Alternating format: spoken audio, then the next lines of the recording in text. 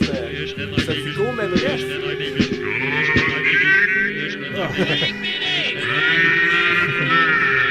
J'ai hâte à cette chronique. Ouais, moi aussi.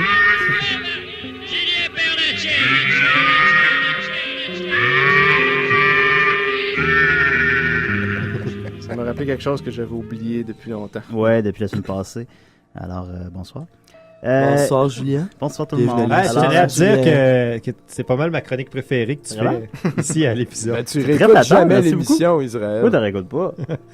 Ben, je m'en crie, je l'écoute en live. Ouais, ça, t'es pas. Alors, je commencerai ma chronique avec une mise à jour sur la page Facebook de Bac et Bottine.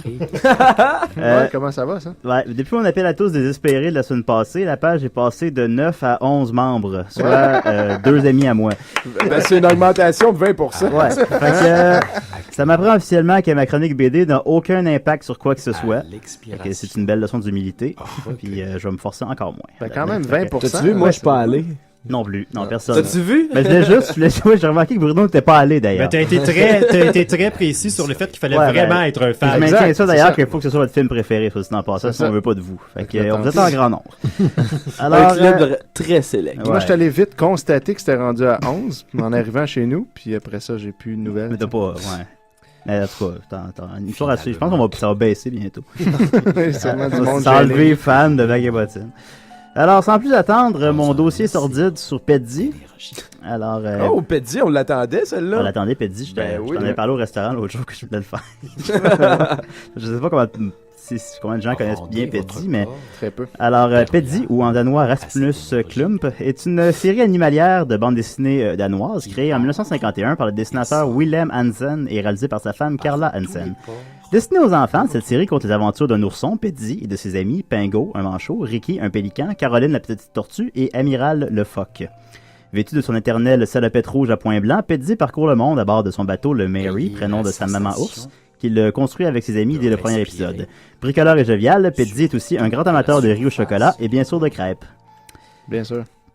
Bien sûr, bien entendu, à la maison, on se reconnaît. J'ai copié-collé les paragraphes de Wikipédia. Donc, une des particularités de la narration de Peddi est que dans les dialogues, au lieu d'être dans des bulles, sont placés sous les illustrations avec en médaillon le portrait des personnages. C'est ce que je retiens le plus de la série personnellement, genre la face de Peddi en médaillon qui est imprimée dans ma tête. Ça, puis aussi que derrière ton vieux Peddi usé, il y avait plein d'albums qui avaient l'air cool, mais qui n'avaient jamais nulle part. Fait que tu fais juste comme lire le tiers des Peddi. Les éditions françaises par Casterman sont des versions condensées par rapport aux originales. L'éditeur, pour passer de 60 à 30 pages, n'a pas hésité à couper certaines parties, parfois au détriment de la cohérence du récit. Je vois pas aussi dessus le problème. J'ai décidé de surnommer cette édition Peddi Diète. Mais ce surnom ne sera pas réutilisé de la chronique. Je me considérais comme la personne idéale pour faire un dossier sur Peddi parce que j'en ai aucun à la maison et j'en ai pas lu dans les 17 dernières années. J'ajouterais que mes souvenirs sont pas mal flous aussi.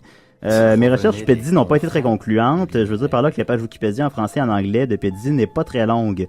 Puis il semble y avoir moins d'engouement sur Internet pour Peddi que pour le nouveau film de loup-garou québécois, Le Poil de la Bête, c'est pour dire.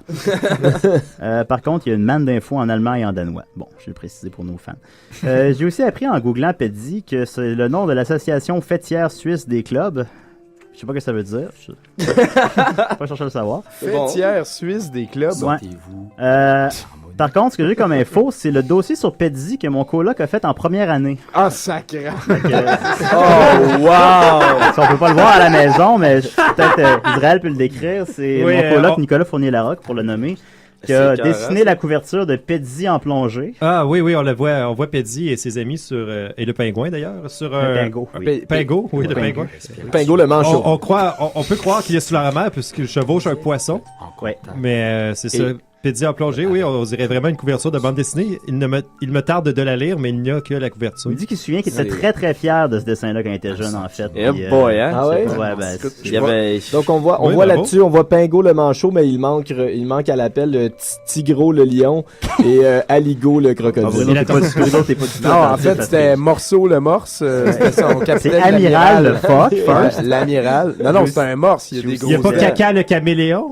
C'est dans les derniers albums qu'on ne trouvait pas. Puis il y a le pélican là, qui traîne tout le temps tous les outils. Ouais, c'est comme un personnage des pieds à feu un peu. Non, j'ai aussi le texte qui accompagnait son travail. Peddi en plongée. Je vous conseille de prendre ce livre parce que l'histoire est intéressante. Il y a beaucoup d'écriture et il y a de belles illustrations. C'est beau. Ça, c'est tiré c'est de l'exposé. C'est l'exposé oral de Nicolas Fournier-Larocque en première année. Alors, C'est on pas continue. tiré de son exposé oral, c'est son c'est exposé C'est l'exposé oral. oral en entier. Dans ses souvenirs, c'était plus long. Il y avait Ça me Son donne. dessin était plus beau. Nicolas, c'est très généreux de me sortir ça, mais ça Ah me oui, donne c'est comme 10 secondes de contenu, là. C'est pas si- Ben, moi, j'en ai un petit peu sur Ouais. Peddi parce que c'est une. en Ah fait- non, ben, j'ai encore 2 pages. Ah, ben, vas-y, puis Ben, je tu complerai. peux- non, mais tu compteras ça après, mais j'aimais ça, Peddi. Sinon, dans ce que j'ai trouvé, avant l'avenue de Peddi, et les bandes dessinées n'étaient pas considérées comme de la littérature au Danemark, et étaient même surnommées littérature d'égout. Et Peddi a changé cette perception populaire, devenant la première BD dans une bibliothèque au Danemark en 1971. Ce qui est une bonne chose, parce que moi, j'aime mieux aller louer mes Peddi à la bibliothèque qu'en acheter. Mais le best reste toujours de pas les lire, évidemment. Aussi, le personnage, contrairement à Tintin, Spirou, Pif, Dumollaire ou Astérix, a un nom de famille. Il s'appelle Bjorn Ramsus. Avec la petite... Confortablement. C'est quoi ça qui joue derrière? C'est Swami, Arakansham, Ouais, pardon. Karma. Il s'agit de Bjorn Ramsus avec la petite barre dans le haut parce que le créateur se disait que tout le monde avait un nom de famille et que son personnage devrait en avoir un aussi. On ne semble pas avoir gardé cette coquetterie ridicule en français. On aime ça, les coquetteries. Justement, Bruno vient de s'attacher avec son chandail après sa chaise. Ah, c'est très coquet. effectivement. Soyez bien. En 2002, pour son 50e anniversaire, au Danemark, la série a monté de level et est devenue un timbre et a même gagné le prix du timbre de l'année, un prix que je n'ai aucune chance de gagner. Et toujours au Danemark, Peddi est un prix fort convoité, le Rasmus Klump Award, qui est remis à quelqu'un qui applique bien les valeurs véhiculées dans la série, soit l'amitié, la fidélité, et est un bon exemple pour les Danois. Et la Un autre prix que je gagnerai pas. Le prix est un dessin original de Peddi, une statue de Pingo et 25 000 que tu dois remettre à la charité.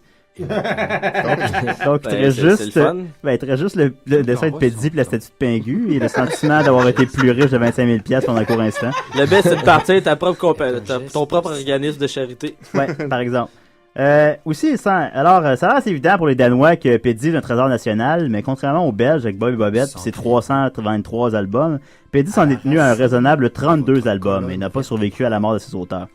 32 albums, dont le tome 3, Peddi découvre un trésor.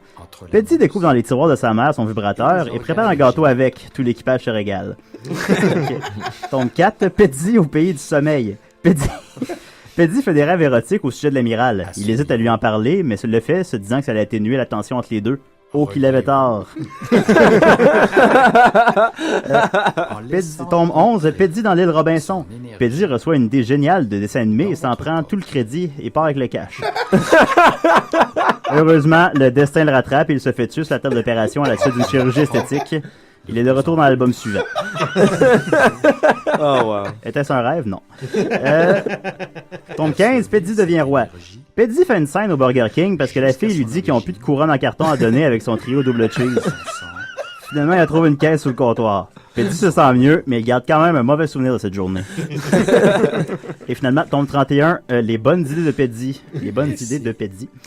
Peddi a la maudite bonne idée de déménager à Montréal le jour du grand tour de l'île. Il y a un cycliste qui rentre à toute vitesse dans son frigidaire, s'ensuit une ennuyeuse intrigue juridique. Une intrigue juridique. Ben, dans Peddi, c'est ça, c'est l'avant-dernier tome.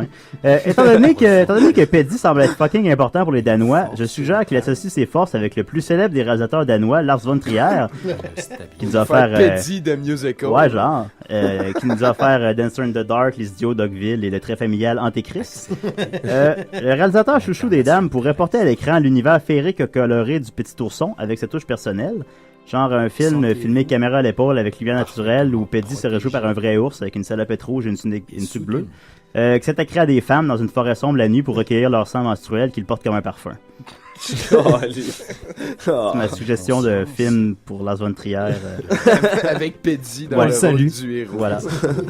Je ne peux passer sous silence aussi le décès ce matin de Roger Joubert. Alors, salut Roger, où tu vas? Il y a toujours plein de soleil. Puis, il y a eu des dessins animés de Peddi, je savais pas ça. Donc, Peddi, c'est vraiment cool. J'adorais ça lire ça quand j'étais jeune et je donnerais un sincère 10 sur 5.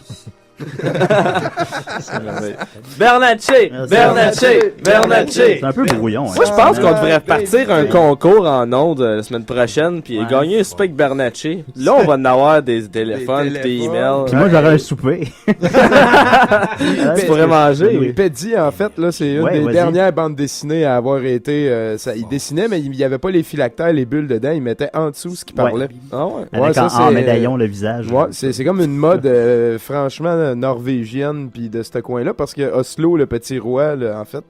le petit roi de Tom Oslo, j'ai oublié son nom de famille, là, dans les années 50, lui aussi c'était ça en bas, là, c'est écrit en bas. C'est comme les 2 dernières BD qui ont été faites que c'était écrit en bas, à ma connaissance. Cette minute instructive vous était offerte par douteux.org. Il y avait plein de faits instructifs dans ce que j'ai dit aussi. Ben oui! Moi, je voudrais juste dire à tous les gens qui nous écoutent que si vous voulez voir les dessins et la petite carte avec le texte que Julien a utilisé, je viens de les mettre sur notre page Facebook de 70%. Hey, puis c'est vrai, t'as-tu vidé la... Hey, merci beaucoup, Julien. Tu m'as plaisir, Tommy. Ouais, je pense que oui. Hey, vraiment un héros, Bernatchez. Moi, j'aimerais juste dire aussi que j'ai vu l'affiche du film de Bob et Bobette qui s'en vient bientôt, puis j'ai vraiment hâte de pas aller le voir. Un film en dessin animé et en vrai? En dessin animé. On n'ira pas le voir ensemble. Je pense qu'on est très, très, très nombreux. On va-tu pas le voir, tout le monde ensemble? Ouais, on va passer une super bonne journée à se sous la gueule ailleurs qu'au cinéma. Ah oui! Je prévoyais qu'on pourrait aller tous le voir en même temps, puis après ça, venir faire une critique, puis inviter Gabarois à venir donner son contrat. Donner son contrat. Malgré que ça peut pas être pire qu'à la fois qu'on est allé voir Les Pieds dans le vide de Marie-Lou Wolfe, tous en même temps. Il y a Vincent Bolduc. Scénario de Vincent Bolduc. Ça peut toujours être pire. Ouais, j'aime pas ça quand tu dis des choses comme ça. Tu veux dire le titre du film? Étienne, as-tu été